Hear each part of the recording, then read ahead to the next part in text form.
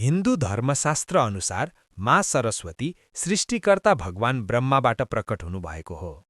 उहाँ ब्रह्माको शरीरबाट होइन, मुख अर्थात् वाणीबाट प्रकट हुनुभएको हो। किनकि मुख वाणीको स्रोत हो र वाणी नै ज्ञान र विद्याको सुरुवात हो। सृष्टिको प्रारम्भमा ब्रह्माले संसार त सिर्जना गर्नुभयो, तर न भाषा थियो, न शब्द, न ज्ञान, सबै मौन थियो। त्यसपछि ब्रह्माले महसुस गर्नुभयो ज्ञान र वाणी बिना सृष्टि अधुरो छ।